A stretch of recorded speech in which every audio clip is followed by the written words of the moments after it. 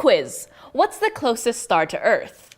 It's called Sol. Never heard of it, you say? Sure you have. Sol is the sun. Ancient Romans, who once worshipped the sun, called it Sol, and it's become the kind of official scientific name for the sun. It's where the term solar system comes from. Sol, or the sun, is the star at the center of our 8-planet solar system that provides us with energy.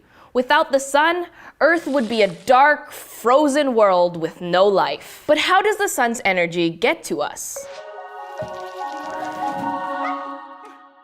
Well, first, let's talk about what the sun is. It's a 5 billion-year-old big ball of super hot gas. The hottest part of the sun is its core, or center, which is about 15 million degrees Celsius. Whoa.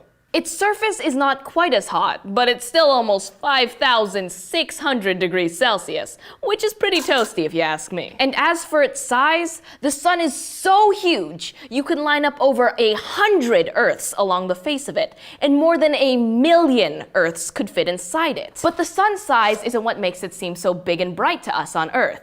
It's because it's so close to us that it seems way, way, way, way bigger and brighter than other stars. So, you know that the sun is hot and bright, and that heat and light are both kinds of energy that we get from the sun. Let's take a look at a model to see how the sun's energy gets from good old Sol to our planet. Here's the sun. Energy is created in its super hot 15 million degree core.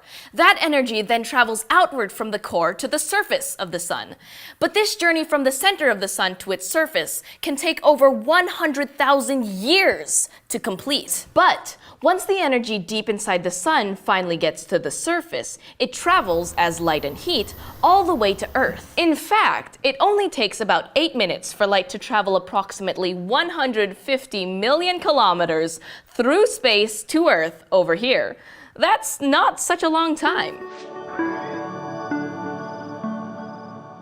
So to sum up, energy is created in the sun's core. It travels very slowly to the sun's surface before it takes a super speedy trip to Earth in the form of light and heat. And you and I can see and feel that energy as sunlight. Without the heat and light we get from the sun, Earth would be just a frozen ball floating around in space, which would be a total bummer. So, thanks, Sol. You're a real star.